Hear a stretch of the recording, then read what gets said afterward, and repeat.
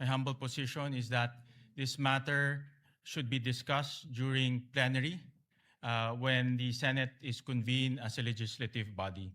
And may I ask the gentleman from Taguig if he is objecting to this position? I'm objecting that position and will call for a vote. May I explain? I think under the rules I can explain why I'm asking We'll for call a vote. for a vote first.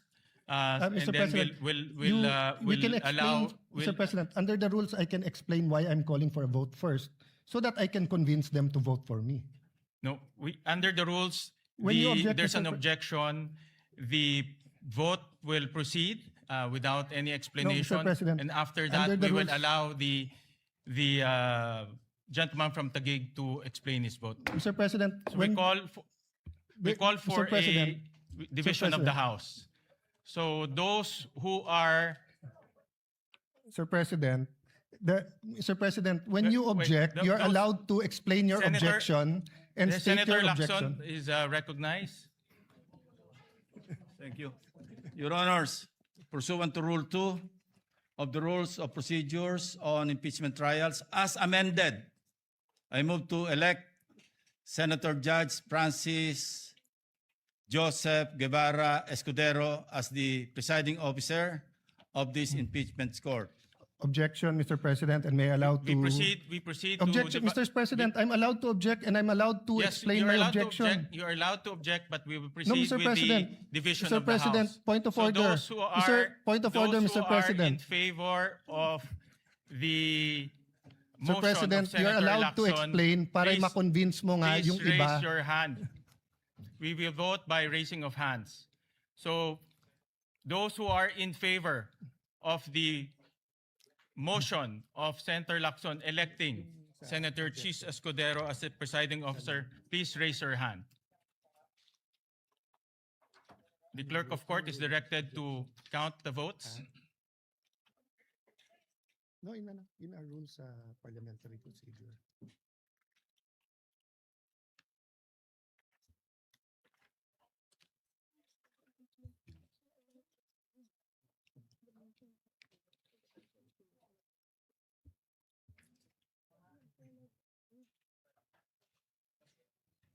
How many? How many? Explain my vote, Mr. President. Hold on. Allow the chair to make a ruling. Those who are against to the motion of Senator Lacson electing Senator Chis Escudero as the presiding officer, please raise your hand.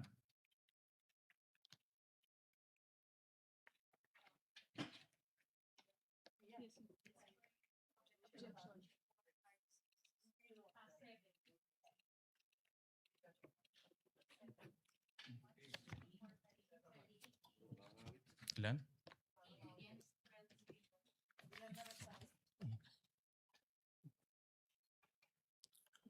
The official count is 12 in favor, 8 against. The majority, those who are in favor, has it. Mr. President, The may I court explain? resolves to elect Senator Chis Escudero as presiding officer of the impeachment court. The duly elected presiding officer shall, under the same oath taken on May 18, 2026, immediately assume and exercise all powers, functions, duties, and prerogatives pertaining to or vested in a person presiding over the impeachment trial under the rules of procedure on impeachment trials, as amended, and shall give full effect to the powers inherent to the courts under Rule 135, Section 5 of the Rules of the Court. Mr. President, may I now explain my vote? You are allowed to explain your vote. You Mr. have 2 President, minutes. first of all, we cannot violate the Constitution. We put the whole impeachment trial at risk here. What Senator Tito Soto, former Senate President, what his staff did not tell him is that there is such a thing as procedural due process, and that who presides goes into due process and fairness. The Latin term that he mentioned was for enumerations. That when there are enumerations at hindi kasali doon, in this case, there was a statement that in only one case it would be the Chief Justice, because member of the Constitutional Commission who became Chief Justice Davide was going to amend precisely the Constitution to state the Senate President shall preside. But upon explanation by the sponsor that it is understood that it is the Senate President, then it should be the Senate President. And dun sa sinabi ni Senate President Soto that ang gusto ng tao ay mag-umpisa na, precisely, kanina pa dapat tayo nag-umpisa kung nag-preside ang Senate President. Secondly, this is when you have threshold issues, issues that go into due process fairness. If we're going to say that ang gusto ng tao i-convict na lang, then let's just blurt it out. Now, if we're going to say we want a fair trial, let's make sure that every aspect of this trial is fair. So that's why, Mr. President, if you read the rules, the presiding officer shall have the power to make an issue by himself or by the Secretary of the Senate all orders, mandates, writs, authorized by these rules of the Senate, and make and enforce such other regulations, orders, premises that the Senate may authorize or provide. Nandito din, Mr. President, that the Senate President may by himself, or bottom line, Mr. President, pwedeng mag-decide ang Senate President o sa atin. And Mr. President, there are issues that goes into fairness. You know, the AMLA will be a witness here.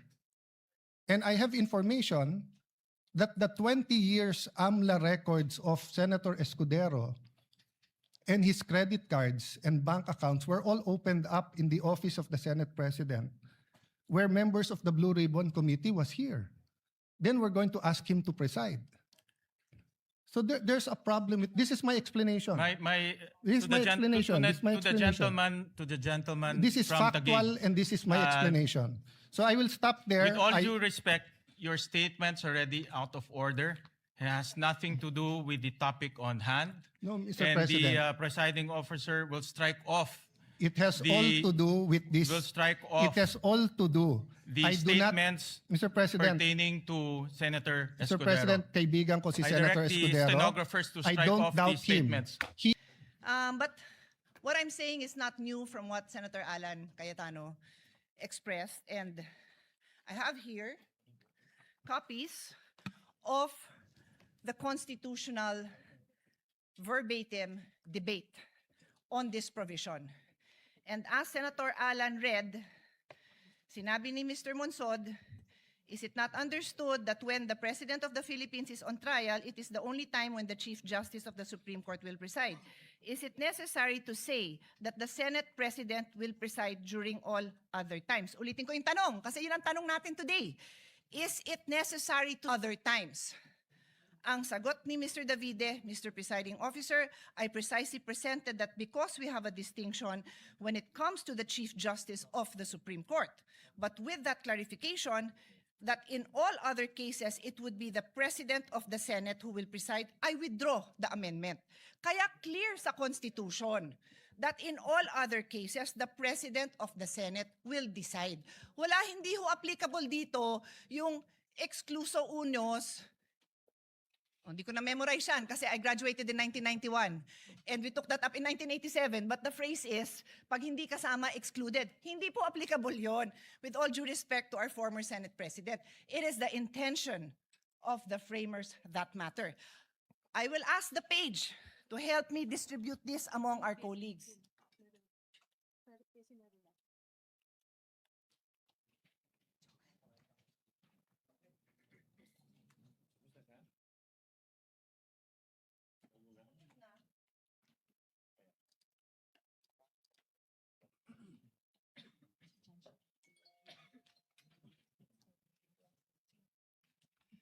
I have also asked our staff to actually copy. I am environmentally friendly, so ayoko sana ng papel.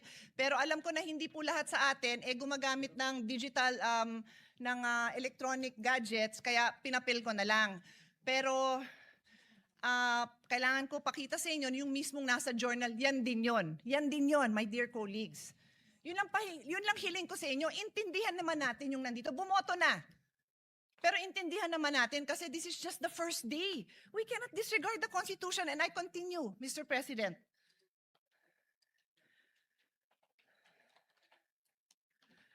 we have enough jurisprudence, more than enough, to explain to us, even in layman's term, what basic legal principles are. And one of the most fundamental principle of constitutional construction states that we give effect to the intents of the framers of the Constitution. With this vote, did we give effect to the intentions of the framers of the Constitution? Sinabi nga Senate President ang magpe-preside.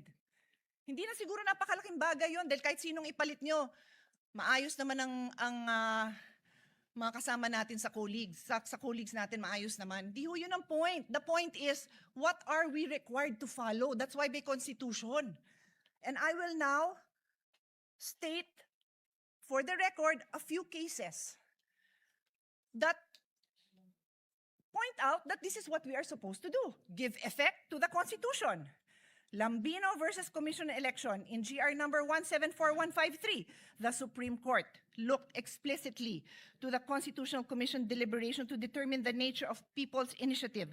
Because the text was debated, the court used the framers' explicit intention. I repeat, the court used the framers' explicit intention revealed in the plenary debates to prevent deceptive or misleading petition processes and establish a stringent full text requirement. So anong ginawa sa kaso?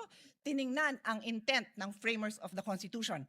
Another case, Calderon versus Carale, GR number 9163. God bless his soul. Si Dean Carale was my dean. And Senator Imis as well. Senator Kikos as well. He was with my father in the University of Michigan. So, pagbigyan niyo na ako a moment of remembering him. In GR number 91636, the court resolved a dispute regarding the president's power to make appointments without confirmation by the commission appointment. The court examined the historical and textual context of Article 7, Section 16 of the 1987 Constitution, noting that the clear and express intent of its framers was to exclude presidential appointments from confirmation except for those expressly mentioned. So, balik ko sa kasong to. What was the clear intention? That the Senate President presides. That is the clear intention. Dear colleagues, umpisa pa lang. I beg all of you, makinig naman tayo. Masumunod naman tayo kung ano yung sinasabing trabaho natin. The Constitution, the intention of the framers, and then the clear construct. O another case, Gold Creek Mining Corporation versus Rodriguez. This is a very old case. So yung mga binanggit sa inyo, bago-bago pa yun dahil si Dean Carale, buhay pa naman as of the pandemic. So 2,000 plus. Ito, 66 Philippines, 259. So for lawyers and law students, pag sinabing Philippines, pag yan yung ni-record, alam mo ng 50s, 1940s, something like that. Justice Jose Abad Santos articulated the definitive rule. The fundamental principle of construction is to give effect to the intent of the framers of the organic law and of the people adopting it. Dear colleagues, I can stand here and read more cases to all of us. We have law students. We have freshman law students, we have fresh graduate, we have bar reviewees listening to us. Tapos tayo pa lang, hindi natin mabigyan pahalaga ang very clear legal principles. Pati ang prosecution and defense nakikinig. Sana po, huwag niyong abalahin yung oras namin. Bigyan niyo naman kami ng maliwanag na mga arguments ninyo because we are willing to listen. Pero colleagues, patunayan naman natin that we are willing to listen. Hindi yung pagpasok natin, nag-prejudge na tayo. Kasi sad to say, mukhang ganon. I tell you, there will be times I probably will not vote with the minority because I believe tama yung sinasabi ng majority. Sana po, yun ang pakita natin sa taong bayan. So, hindi ko na abalahin yung time dahil kakaupo pa lang ng bagong presiding officer, pero ang dami pang kaso that says, look at the intent of the framers of the Constitution. And today, we disregarded the intent of the framers of the Constitution. Magandang hapon po, gaya ng pag-uumpisa ng hearing na ito. We know the remarks of Senator P in connection with their explanation of vote. What is the pleasure of Senator Judge Soto? I'd like to explain my vote also, Mr. The President. gentleman may proceed and he has 2 minutes. I have Kindly one be line. mindful of the timer. I have one line to say. That's the reason I voted in favor. Because the minutes of the Constitutional Commission are merely research source. What is the pleasure of the Honorable Padilla?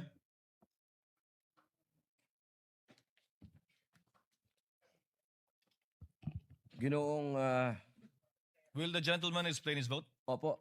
The gentleman may proceed. You have 2 minutes, sir. Maraming salamat po, Ginoong punong tagapamahala. Mga mahal kong kasama, sa loob po ng 4 na taon na ako po ay ibinoto ng ating mga kababayan at nagsilbing senador, ako po ay naging tagapangulo ng komite ng Constitutional Amendments.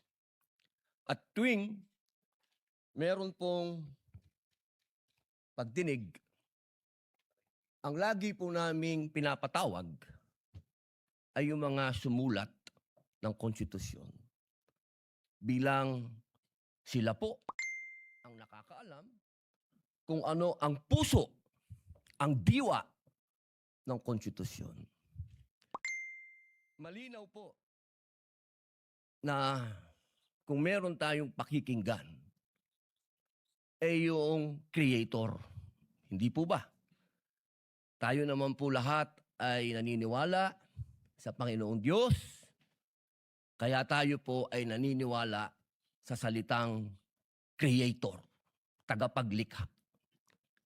At ang lumikha po ng konstitusyon ay itong mga taong nabanggit sa ipinamahagi ng ating mahal na Senadora Cayetano. Malinaw po dito. Nasabi na po sa English ito.